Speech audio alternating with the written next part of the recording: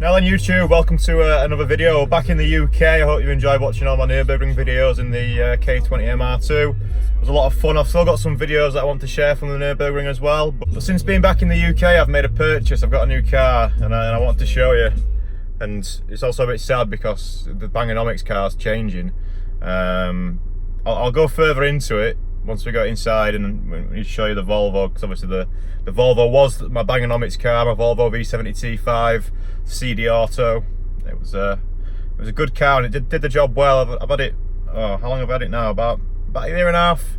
It's been all right, but we're back in something which will probably split the audience slightly, because I can't remember how loved my old Audi was, but I've bought another one. It's not an A4, it's an A6.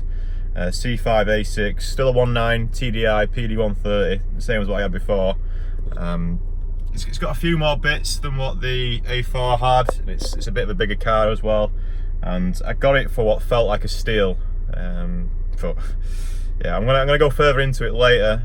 We've got some jobs to do on the Volvo today. I want to give it a service and a clean, and then yeah, well, I need to take some pictures just to get it advertised, because it's going to go up for sale. And I'm going to try and get what I paid for it. This is the thing with the bangernomics. I paid £1,000 for the Volvo, and you know, I've had to do some things, change the radiator, a few suspension bushers and things like that, and you know, just general maintenance.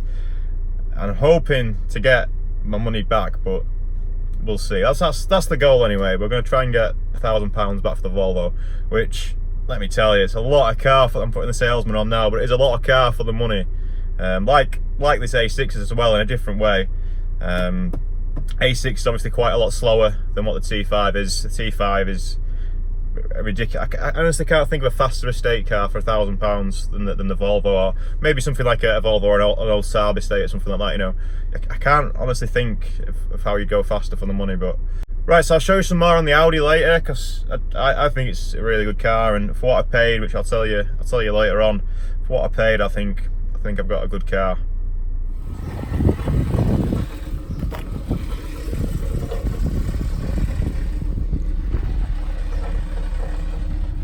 We have a few things to look at today.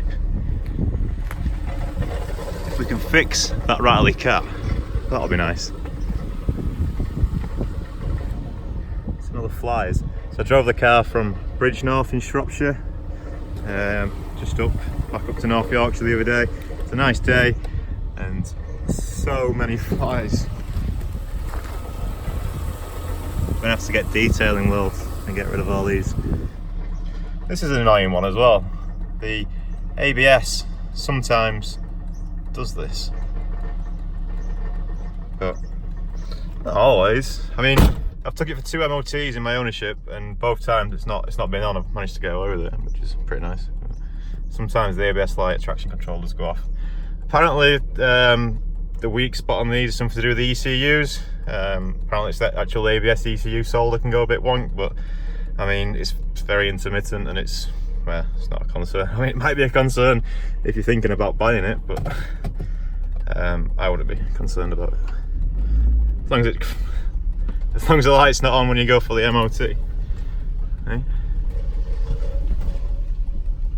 Right, so what we're going to do is we're going to put the Volvo on the ramp, and yeah, oil change, general look over, and see if we can fix that rattly car. Eh? Need to clear it out as well. It's a bit. Oh wow! There's a pun there, isn't there? I probably should have thought this through a bit better, and we could have. Yeah, never mind. Let's get on the ramp.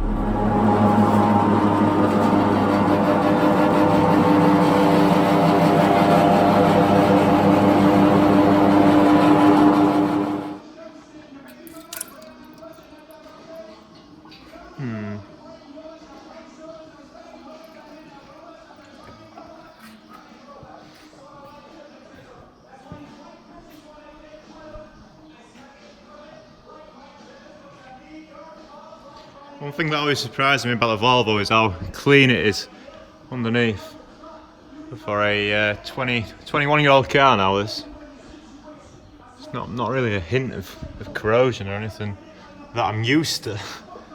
But we've got a new one of these, got a new fuel filter to go on it as well, because that doesn't look its best, does it? So we've got that to change as well. But just like the general condition of things, I mean, this exhaust looks like it's had a bit of a... Ooh, bollocks. Forgot I had that in my hand. This exhaust looks like it's took a bit of a dint at some point, but I mean, the rest of it. And the Coney dampers don't look too great, do they? But there's no leaks and they still do the job. Bit of a sucker for yellow dampers, but we'll get around to that when I show you the A6. It's clean, right? Even the brake lines, I mean, that looks original. And yeah, it's fine. Like, absolutely sweet.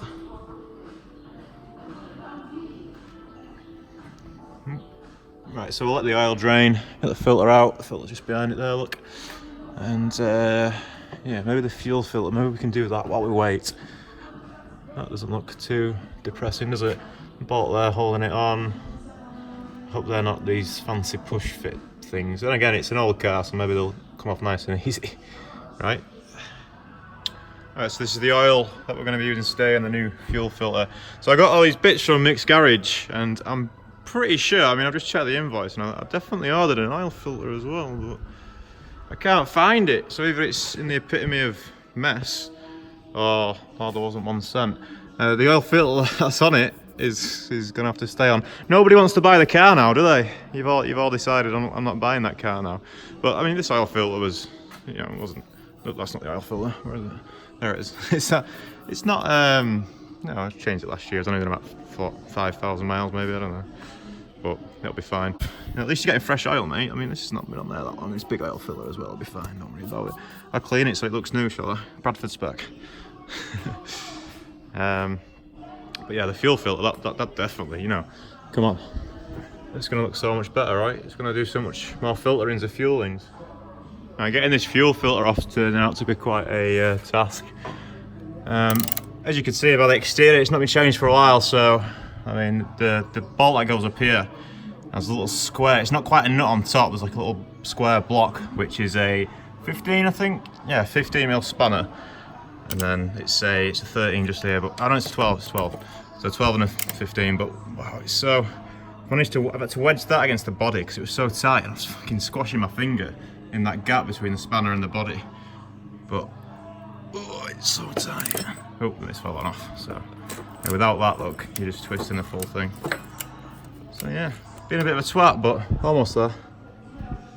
Alright, I've just used the internet. I had a look at Robert DIY's channel, who's a bit of a proper Volvo nerd from America who knows all about these old ones. And then he pointed out that this is a traded bleed valve. I was like, oh, I didn't even notice that, but it was covered in sealant. So I'm now a bit worried that I've perhaps uncovered someone else's bodge, but just managed to get it off with some pliers because it was, oh bollocks, it was all sealed together. But look, there's a little like bicycle-esque valve. So the reason I might not be able to get this off is because it's all pressured, and then maybe when we release the pressure, then we'll be able to get that off. But I mean, oh, yep, it's definitely fuel. Might have to wash my hands now. Look, it's just gonna clean itself. But I think that's it. That's it all gone. That's a little squirt. So the pressure's now gone out of this side, and hopefully that means I can get this off. Maybe. Guess we'll see. Well, I just got a face full of petrol, which is why my face looks so good right now. Now I got that end off. Now it just fucking. Okay, I shut my eyes just at the right moment. Those ninja reactions, but yeah. What was that? Oh, that's the clamp.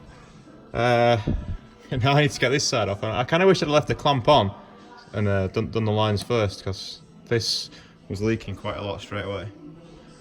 So yeah, this is a two-hand job. But yeah, bleeding that, once that was bled, then yeah, this come kind of straight off. But it was real violent how it released, because I was like tugging, well, I was pulling at it, and yeah, then it just went fucking bang, and then right in my chops, loads of petrol, which is nice. See, I can almost stand up straight, but I'm just about hitting the top. The fuel filter has been changed, and managed to free up the threads on the clamp as well. So if anyone does change the fuel filter again on this car, which might happen, I don't know how long these things are going to go on for, do you? Should be easier. Next job, rear brake pads. So I'll drop the car down, get the rear pads changed. It's got an advisory for it on the MOT. I've got some new pads, so let's stick them in. Today I learned that the Volvo has a 2-piston rear caliper. Yeah, that's cool, isn't it? Split down the middle there, look. Also means that changing pads is a bit different. So I started taking the caliper off, yeah, as you would to get the pads out, and then I had a better look at what I was doing. I was like, hang on a minute, this is looking funky. Got 2 pins that go through here holding the pads in, and once we tap them out, then we can just go, whee, thanks for the pads. Right, that's the Volvo done. Interesting to about one person watching this, and it's me when I watch it back. That's about what the standard ride height should be on the Volvo. Nice and usable. I mean, it's not so low. It's only a little bit lower, but yeah, there you go. So this afternoon's took a little turn because last night, or was it the night before last, I can't remember, but made a start getting Chuck CG sorted out. And this is his old broken engine. This is a new engine that we're putting in. They're both K20A2s from Civic Type R's. I've just made a start trying to get the loom off the old one and then put it onto the new one. But Josh is on his way, and Josh is going to swap the timing chains over because this one had a brand new timing chain. It started having a bit of a rod knock, the reason that it's fucked. So we're going to transfer the new, tight, nice new chain and all that shite across from there. So I just made a start trying to get the box off and shit because it was just sat here. We got the engine out last night.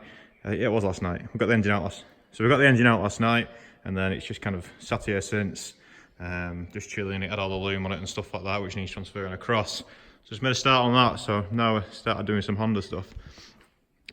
Do you want to know much about my A6 while we're here?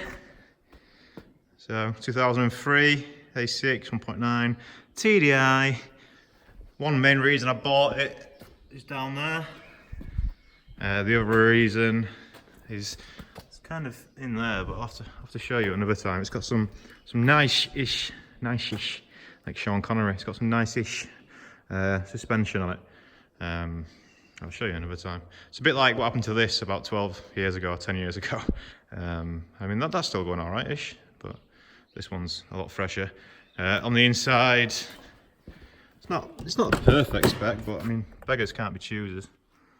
Should probably give it a bit of a clean and show you a bit better one day, but it's nice. Oh, it's a manual as well. So the Volvo's an auto. This one's a manual back into the 3-pedal gang. I've always liked the C5 A6. I wanted one. It's not quite RS6 layer cake spec, is it? It's more sponge cake, but it does the job. And I've enjoyed driving it. I've only done a couple of trips in it. Took it to Cadwell the other day, towing the MR2. And yeah, it was fine, no bother. This is a bit of a problem. This is the main issue, why it was cheap, or why it was a banger and not a fully fledged, nice posh A6. Both front wings have got this, my favourite friends. My favourite thing in the world, this, actually. But the good thing about these is wings are not expensive, and it shouldn't be a cheap wings, so it shouldn't be an expensive fix to get both the wings replaced. And after that, I don't know, maybe a wheel refurb or some of the wheels, but it's looking pretty honest. There's hardly a dent or a scrape on it. It's really clean, the car. The previous owner had it 7 years. It's had a couple of owners before then, but nothing drastic. 152,000 miles on the clock, so it's got 20-odd thousand miles on the Volvo. But yeah, there she is. And I can hear a K-series approaching.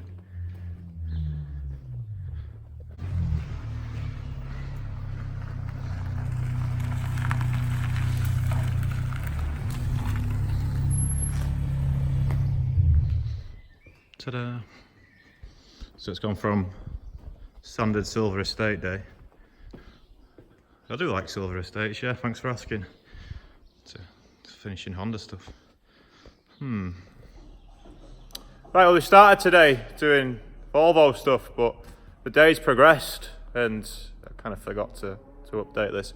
So I got the Volvo all done, and I was going to wash it and take some pictures for its for sale advert, but Josh has come over. No, I was gonna wash it. Obviously I haven't. It's filthy, but that didn't work. But Josh is here now, and we're doing some work on Chuck's K20s, so it might be interesting to see. Do you want to go and see? Yeah.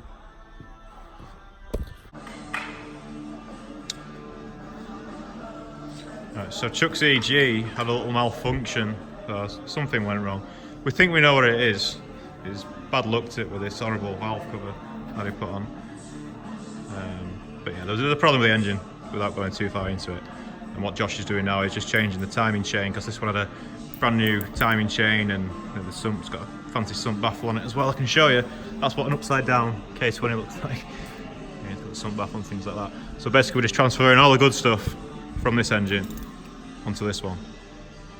And then the EG will live again. Right, Chuck's new engine's almost back together. Ignore the valve cover, because this is the valve cover of death. We're not going to talk about it right now, but he's going to repaint that one wrinkle red. So yeah, don't worry about the... I'm not even going to make a joke, because it's just sad what happens. So. Yeah, thanks Josh. We got Chuck's... Well, Chuck should be saying this, but he's not here. But I'm sure Chuck says thank you. I will do some videos when we're getting the EG almost back together and that, but I guess this is like an introduction to that. And I'll pick up the Volvo story tomorrow. Although you kind of got to see the A6, you know where we're at. You know why I've got it. It's got a tow bar, PD 130. It's an Audi. I like the Audi interior. The interior on the Audi is a lot nicer than this. So, but if anyone wants to buy a nice Volvo with a fresh oil filter, and a real nice, it's got heated seats, which the Volvo want. So, you know, swings and roundabouts. But it's just a bit older. But a lot of people like it. I like it. It's cool. I thought it was cool for a bit. I still do think it's cool, but I got it into my head that I wanted to. I got the trailer, and then I wanted to get a tow car, and then it just made sense to get something rather than fit a tow bar onto this, which would have been about, well, you know, a few £100, and then, you know, the other stuff that you needed to do to get it tow ready with the electrics and all that stuff. I bought a full car for not much more than that. It was 700 quid, the Audi, so, you know, bang on.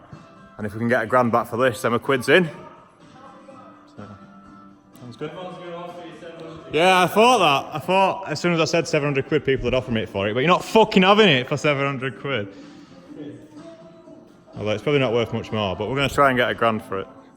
But don't tell anyone. If anyone's thinking about watching it, don't tell them to watch this video, because it'll be bad business. Bad for business. Yeah, good.